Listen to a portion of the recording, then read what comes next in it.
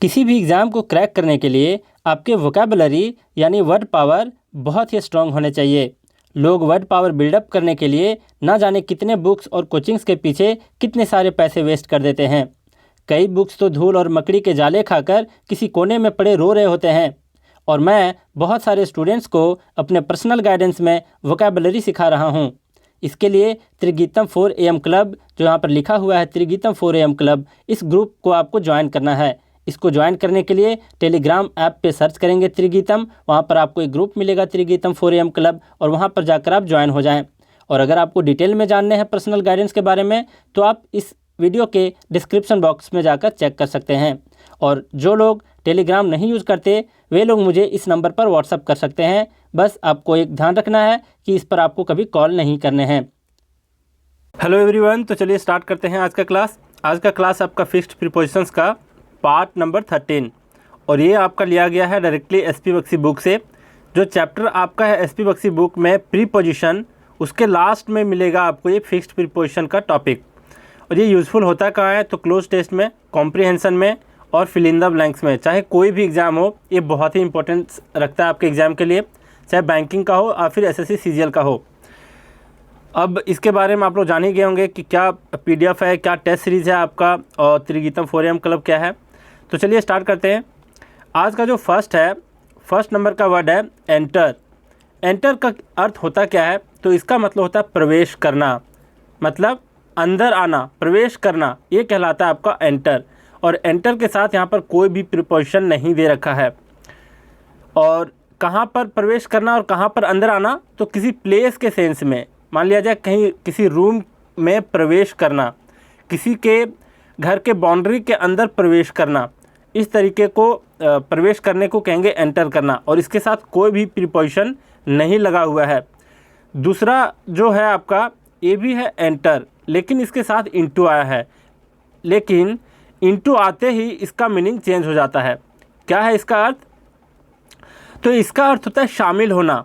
Enter into का अर्थ होता है शामिल होना। जैसे किस में शामिल होना, तो किसी अलायंस में शामिल होना, जैसे संधि में, समझौता में, एग्रीमेंट में क्या होना, शामिल होना। अब जरा देखिए, इन दोनों का हम लोग एक साथ क्या देख लेते हैं, इसका एग्जाम्पल देखते हैं। अब इस एंटर के साथ तो आपका कोई भी प्रीपोजिशन नहीं है, और इस एंटर के साथ इनटू है। इसका मीनिंग है कहीं प्रवेश करना और कहीं अंदर आना, किसी प्लेस के सेंस में। और इस एंटर इनटू का मतलब है कि किसी संधि समझौते में शामिल होना। अब ज़रा देखिए, यहाँ कह रहा है he entered my room without my permission. मतलब एक बंदा है जो मेरे रूम में क्या करता है, एंटर करता है। इसके साथ कोई भी प्रीपोजिशन नहीं है आपका। विदाउट माई परमिशन मतलब मेरे परमिशन के बगैर वो क्या करता है, मेरे कमरे में प्रवेश करता है। अब है एंटर इनटू, इसका एग्जांपल है India and America have entered into various agreement. मतलब इंडिया और अमेरिका दोनों कंट्री आपस में एक समझौते के ऊपर, एक एग्रीमेंट के ऊपर शामिल हुए हैं। मतलब एक समझौता कर रहे हैं, एक संधि कर रहे हैं। किस पे, तो वेरियस एग्रीमेंट के ऊपर, मतलब बहुत सारे समझौते के ऊपर क्या कर रहे हैं, संधि कर रहे हैं, और फिर शामिल हो रहे हैं। तो एंटर इनटू का मतलब होता है संधि या समझौते में शामिल होना। अब थर्ड वन देखिए क्या है, और थर्ड वन भी है एंटर से ही रिलेटेड, और इसके साथ आपका आ तो अपॉन आता है या फिर ऑन आता है। मतलब एंटर अपॉन या फिर एंटर ऑन। तो इसका अर्थ थोड़ा सा चेंज हो जाता है। क्या है इसका अर्थ, तो एंटर अपॉन और एंटर ऑन का अर्थ जो होता है, इसका मीनिंग हो जाता है अंडरटेक। अंडरटेक का मतलब होता है क्या है, तो अंडरटेक का मतलब होता है कोई बीड़ा उठाना, प्रयत्न करना, कुछ नया करने को।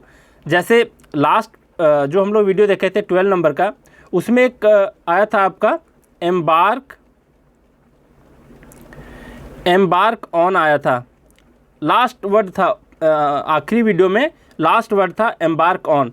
और सेम सेंस और सेम मीनिंग देता है एंटर अपॉन और फिर एंटर ऑन का, दोनों का सेम मीनिंग है।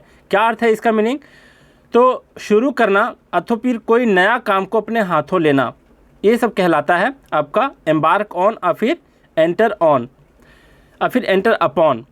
और अंडरटेक का मतलब होता है बीड़ा उठाना, प्रयत्न करना, कुछ नया करने को अंडरटेक कहलाता है। तो इसका सेंस आपको क्लियर हो गया होगा। अब जरा देखिए क्या है इसका एग्जाम्पल। इसका एग्जाम्पल है my brother has decided to enter upon expansion programme of his business. मतलब कोई बिजनेस को रन करने के लिए एक प्रोग्राम होता है, एक्सपेंशन प्रोग्राम, मतलब कैसे उस प्रोग्राम को कैसे अपने बिजनेस को एक्सपेंड किया जाए। तो उसके सेंस में एक प्रोग्राम होता है एक्सपेंशन प्रोग्राम। उसमें मेरे ब्रदर ने क्या किया है, डिसाइड किया है टू एंटर अपॉन, क्या करने को, शुरू करने को, उस प्रोग्राम को शुरू करने को वो क्या किया है, डिसाइड किया है। तो मतलब एक तरह का नया बिजनेस में अपना क्या कर रहा है, हाथ लगा रहा है। तो एंटर अपॉन का सिंपल मीनिंग क्या हुआ, एम्बार्क अपॉन और फिर एम्बार्क ऑन, जिसका मतलब होता है शुरू करना, कोई काम अपने हाथों लेना। अब जरा देखिए फोर्थ वन, ये है आपका एनलार्ज ऑन और फिर एनलार्ज अपॉन। क्या अर्थ है इसका, तो इसका मतलब होता क्या है। सबसे पहली बात जान लो कि एनलार्ज का मतलब क्या होता है। एनलार्ज का मतलब होता है बड़ा बनाना और फिर बड़ा करना, विस्तार करना।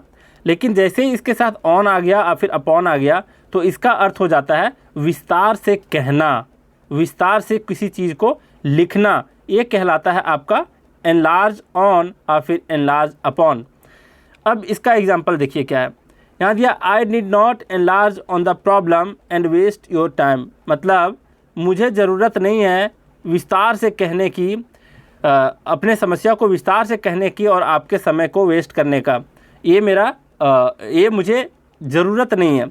तो एनलार्ज ऑन का मतलब क्या हुआ, विस्तार से कहना और फिर विस्तार से लिखना, ये कहलाता है एनलार्ज ऑन और फिर एनलार्ज अपॉन।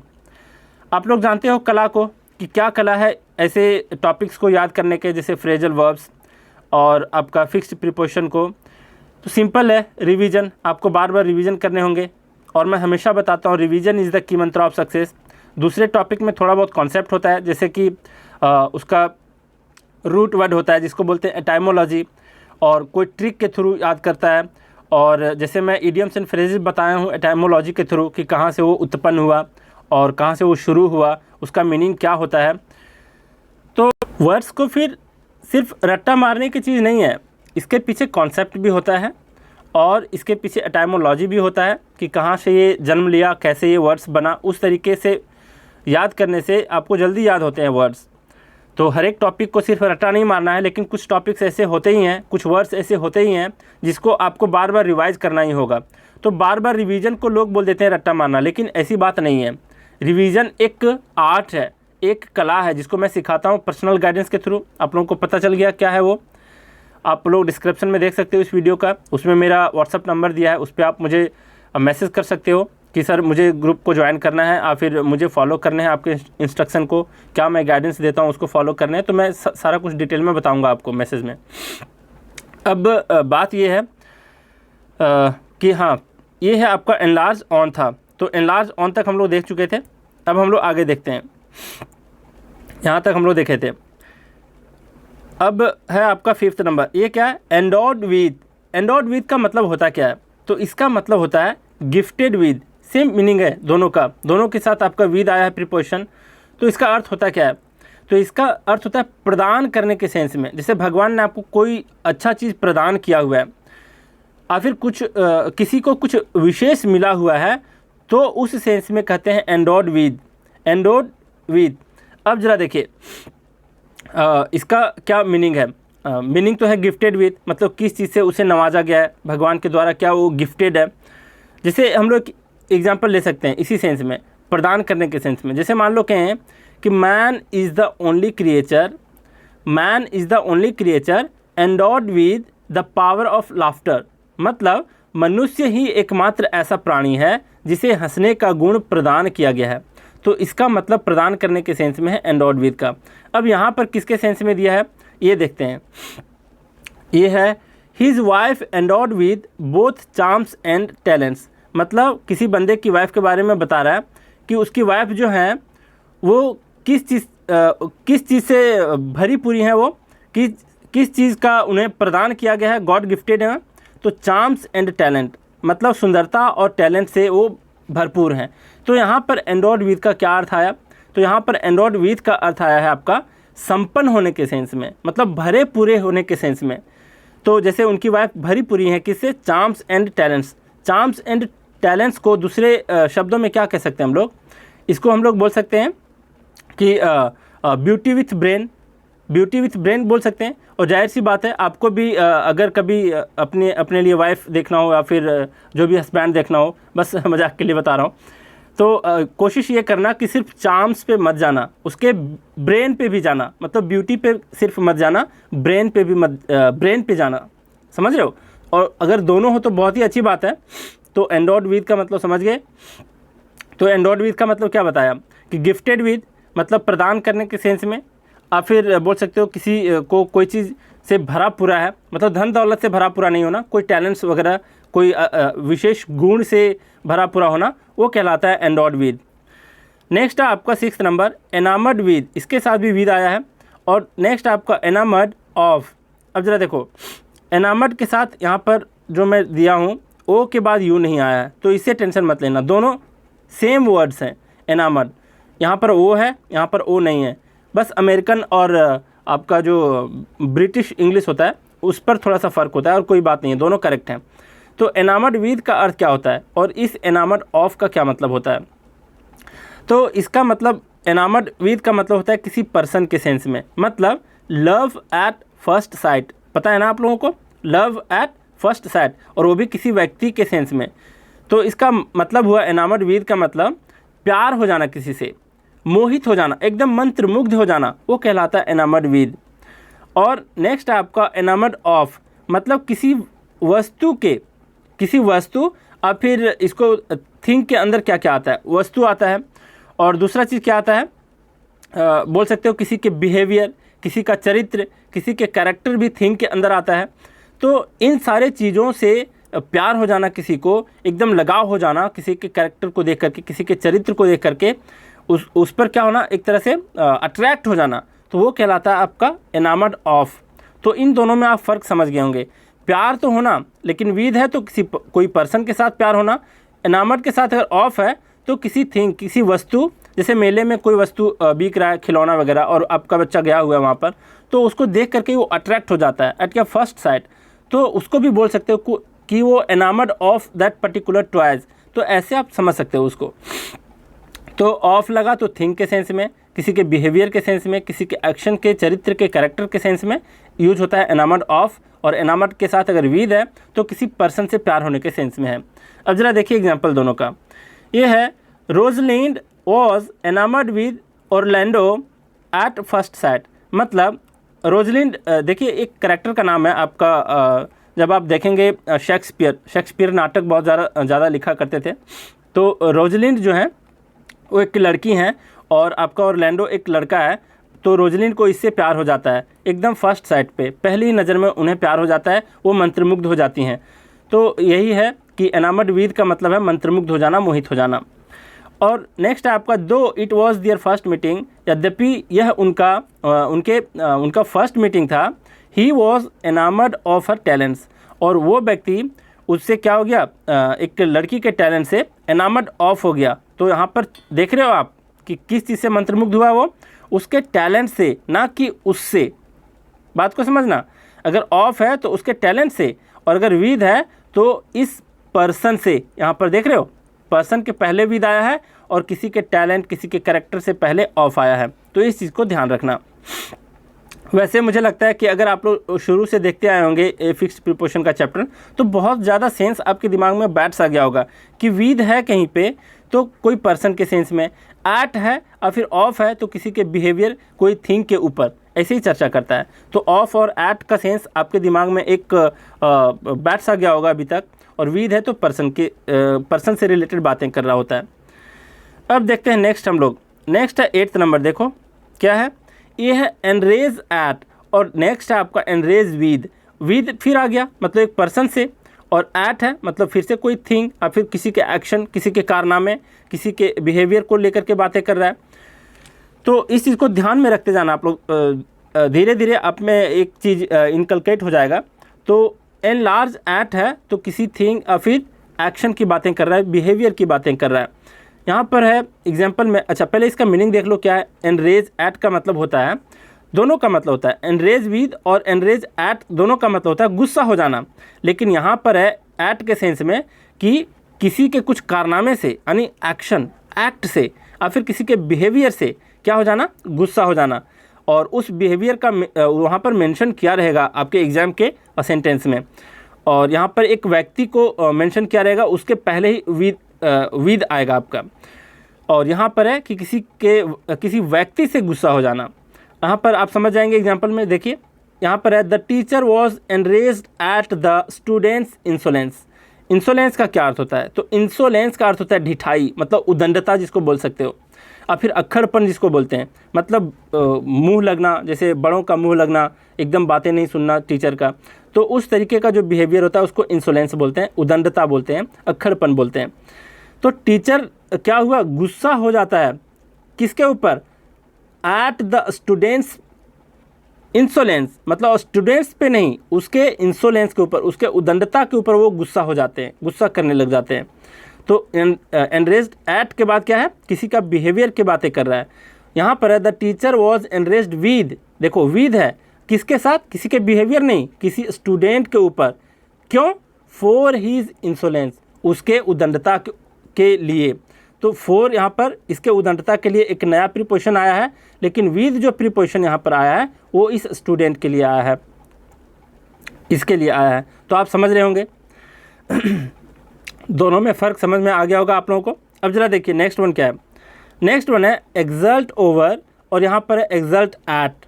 ध्यान से सुनना, एक्सल्ट ओवर और एक्सल्ट एट, दोनों का अर्थ क्या होता है? तो दोनों का अर्थ होता है कि खुश होना, जश्न मनाना। लेकिन फर्स्ट वाला जो है ओवर, ओवर जब आ गया तो समझना कि बैड सेंस में है। क्या मतलब है बैड सेंस का? कहने का मतलब कि किसी के हारने पर अगर आप जश्न मनाते हो, किसी के दुख पर अगर आप जश्न मनाते हो, खुश होते हो, तो वहाँ पर एक्सल्ट ओवर होता है। और एक्सल्ट एट का मतलब है कि किसी की खुशी में आपको खुशी मिलती है, किसी के जीतने पर आप खुश होते हो, तो वहाँ पर एक्सल्ट एट आता है। तो यही दोनों में फ़र्क है। एग्जाम्पल बहुत अच्छा से यहाँ पर समझाया गया है। यहाँ क्या है? The spectators exalted over the defeat of Pakistani team, मतलब जो दर्शक थे वो जश्न मनाने लगे किसके ऊपर? किसी के हार के ऊपर। तो बैड सेंस में है, लेकिन किसके हार के ऊपर? पाकिस्तानी टीम के हार के ऊपर। मान लो कि पाकिस्तान और ईरान दोनों क्या कर रहे हैं? लूडो खेल रहे हैं। लूडो पता है ना? तो लूडो खेल रहे हैं और इस समय क्या होता है? पाकिस्तान हार जाता है। तो इंडियन क्या करेगा? किसके तरफ से खुश होगा? भले ईरान की तरफ से खुश हो या ना हो, लेकिन पाकिस्तान के हार जाने पे, इस लूडो गेम में पाकिस्तान के हार जाने पे इंडिया बहुत खुश होता है। तो खैर चलो, लूडो वाले एग्जाम्पल भी बहुत बड़ा एग्जाम्पल दे दिया हूँ वैसे भी। अब ज़रा देखो, एक्सल्ट एट है। एक्सल्ट एट की बातें अगर करें तो यहाँ पर क्या दिया है एग्जाम्पल में? एग्जाम्पल दिया है the spectators exalted at the victory of Indian team, मतलब इंडियन टीम के जीत जाने पर, विक्ट्री पर। देख रहे हो यहाँ पर डिफीट के साथ था, यहाँ पर विक्ट्री के साथ एट आया है। तो इसके विक्ट्री पर क्या हो रहा है? स्पेक्टेटर्स मतलब दर्शक क्या हो रहे हैं? जश्न मना रहे हैं, खुश हो रहे हैं। तो हम लोग देख लिए सबको अच्छे से। अब रिकैप करवा देते हैं ताकि आपका लास्ट के 2 मिनट में ही रिवीजन हो जाए अच्छे से। और हमेशा बोलता हूँ कि रिवाइज आपको करने हैं बार बार सुन करके, वोकैबुलरी बार बार सुनने से होता है, ग्रामर आपका बार बार प्रैक्टिस करने से होता है, मैथ्स को भी प्रैक्टिस किया जाता है, लेकिन वर्ड्स जो है वो जल्दी याद होते हैं सुनने मात्र से। और ग्रामर का भी मैं पोर्शन लाऊंगा, मैं बहुत एक्साइटेड हूँ उसको लाने के लिए, क्योंकि मैं बहुत अच्छे से आप लोगों को पढ़ा सकता हूँ, बहुत ही अच्छे बेहतरीन तरीके से एक एग्जाम्पल दे करके आपके दिमाग में मैं बैठा सकता हूँ। लेकिन मैं शुरू किया हूँ वोकैब को, तो सारा वोकैब्स को कंप्लीट करवा ही के छोड़ूंगा। और मेरा एम भी है कि आप लोगों को पूरा एसपी बक्सी का हर एक वर्ड आपके दिमाग में चला जाए। और आपको पता ही है मैं कैसे दिमाग में डालता हूँ, टेस्ट कंडक्ट करवाता हूँ, टास्क देता हूँ, इंडिविजुअली सबका चेक करता हूँ, स्कोर चेक करता हूँ, सबको इंस्ट्रक्ट करता हूँ कैसे करना है कैसे नहीं करना है। तो ये सारी बातें हैं। बहुत बार रिवीजन टेस्ट भी होता है आपका, उससे भी आपका क्लियर होता है। वीडियो सोल्यूशन देता हूँ टेस्ट का, उसका PDF देता हूँ। तो बहुत तरीके से इसको याद कराने के बहाने हैं। बस इंसान जो टीचर है उसके प्रति उनको एक लगन होना चाहिए कि अपने स्टूडेंट्स को कैसे गाइड करें। तो अब क्या करेंगे, रिकैप करने जा रहे हैं हम लोग। ये देखिए, फर्स्ट है एंटर। एंटर के साथ कोई प्रीपोजिशन ना आए तो समझ जाना कि किसी प्लेस में क्या होना, प्रवेश होना, अंदर आना कहलाता है एंटर।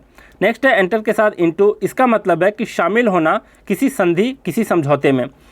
नेक्स्ट है एंटर के साथ ऑन और फिर एंटर के साथ अपॉन। एंटर अपॉन और फिर एंटर ऑन का मतलब होता है कि कोई काम को शुरू करना, कोई काम अपने हाथों लेना पहली बार, मतलब रिस्क लेने के सेंस में, कोई बिजनेस स्टार्ट करने के सेंस में। नेक्स्ट आपका एनलार्ज ऑन और फिर एनलार्ज अपॉन, जिसका मतलब होता है कि विस्तार से कहना और फिर विस्तार से लिखना। नेक्स्ट आपका एंडोड विद। एंडोड विद का मतलब होता है गिफ्टेड विद, मतलब किसी चीज़ से भरा पूरा होना, परिपूर्ण होना और फिर प्रदान करने के सेंस में, कोई गिफ्टेड होने के सेंस में, ये कहलाता है आपका एंडोड विद। फिर है एनामर्ड के साथ विद।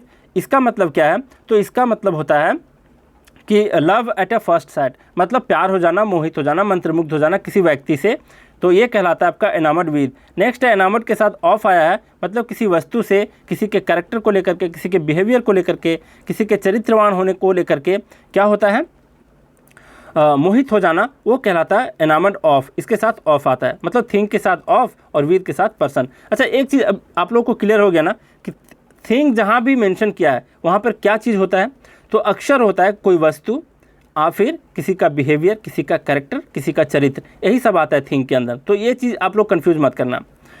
और यहाँ डायरेक्टली आपका पर्सन है विद के साथ। नेक्स्ट आपका एनरेज एट। एनरेज एट का मतलब होता है कि किसी थिंग, मतलब वही वाली बात, कोई वस्तु के ऊपर, किसी के एक्ट के ऊपर, एक्शन के ऊपर क्या होना, गुस्सा होना।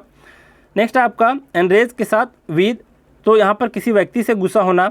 एक्सल्ट ओवर है, मतलब जश्न मनाना, खुश होना, लेकिन किसके ऊपर, तो किसी के दुख के ऊपर, एक बैड सेंस में, मतलब किसी के हारने पर अगर आप जश्न मनाते हो तो एनरेज विद कहलाता है।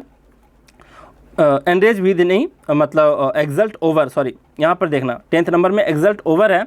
एक्सल्ट ओवर का मतलब किसी हारने पर आप अगर खुश होते हो तो वो कहलाता है एक्सल्ट ओवर, और किसी के जीतने पर अगर खुश होते हो, किसी की खुशियों से आपको खुशी मिलती है और तब आप जश्न मनाते हो तो कहलाता है एक्सल्ट एट। तो चलिए हम लोग अच्छे से देख लिए, तो आज का क्लास यहीं रैप अप करते हैं। Thank you very much.